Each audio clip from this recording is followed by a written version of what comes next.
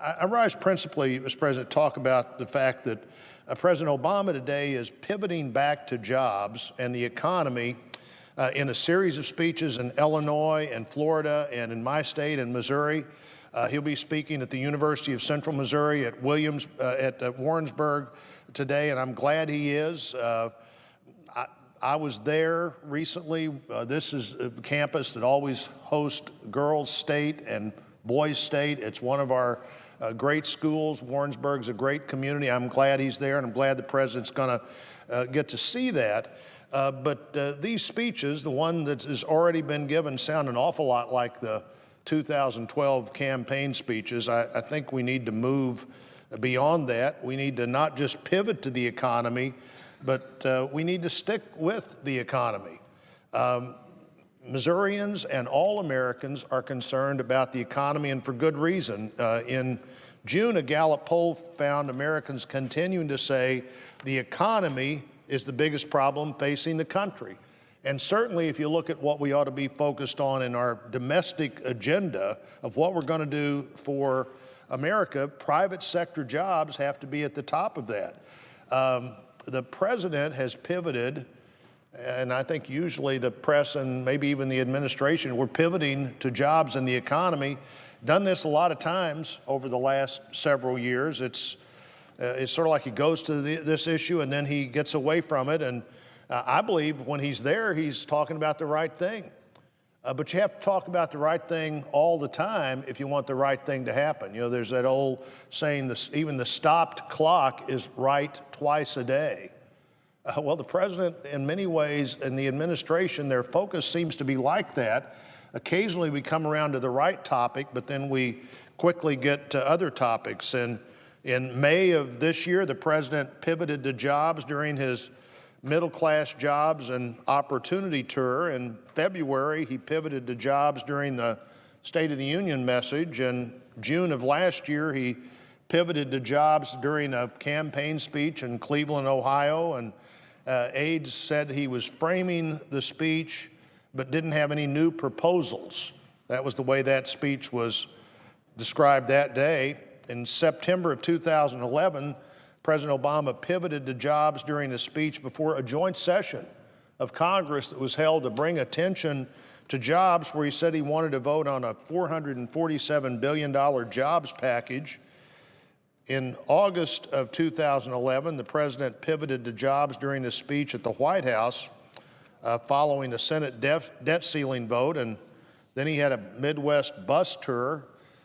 In January 2010, he pivoted to jobs amid news that unemployment had reached 10% in the wake of what I think clearly a failed stimulus plan, a stimulus plan that didn't work. During the speech, he announced there'd be more tax credits for clean energy jobs.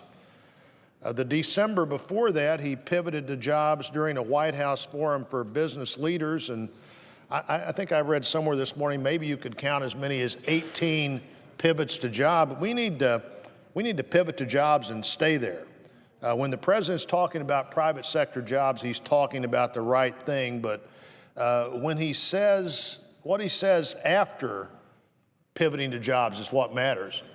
Hopefully tomorrow the president will be still talking about jobs, and every day in the next week and longer until we get this done. We need to stay on the economy till we get it done. Action speaks louder than words, and unfortunately the record isn't as good as we'd like it to be. Lagging job creation, devastating manufacturing loss. The economy is now adding jobs again, but barely enough to keep up with the numbers of people going into the workforce. Manufacturing has been particularly hard hit, despite the president's goal of adding 1 million new manufacturing jobs by the end of the second term. I'd like to see that happen. And if the president will stay focused on that as the premier domestic topic every day for the next 3.5 years, it might, but it won't if he doesn't. We have too much debt. That doesn't help in adding jobs. We've added $6 trillion in debt and saw a stimulus plan that added a lot of that debt and didn't appear to create the jobs it was supposed to create.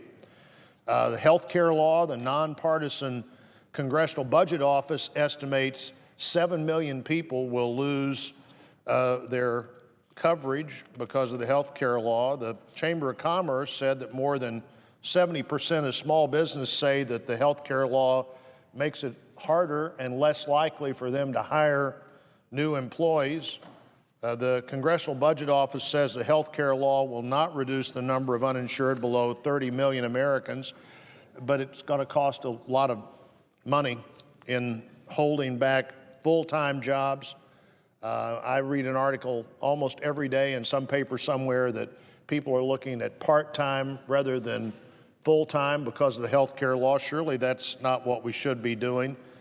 Energy policies that don't make sense, the continued blockage of the Keystone Pipeline that would have added tens of thousands of jobs just to build it. And after you build it, more American energy equals more American jobs. The president needs to embrace, and the administration needs to embrace that concept of more American energy.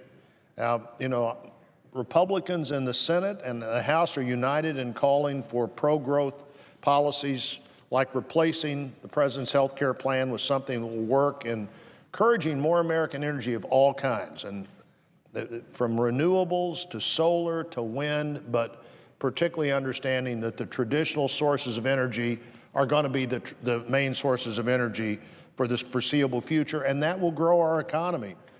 Approve things like the Keystone Pipeline, stop over-regulating in ways that hold our national energy policy back. Obviously, rein in wasteful government spending, give Americans more economic certainty, simplify. There are a lot of things we can do. Simplify the tax code. There's a lot we can do.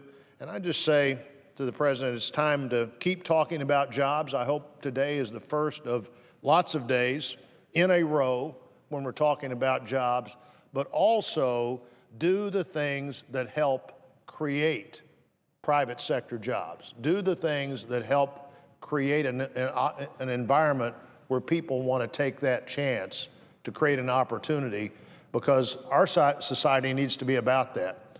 And by the way, it's the private sector jobs that do that. The public sector jobs are fine, and I'm glad to have one right here, but public sector jobs don't pay the bill, they are the bill.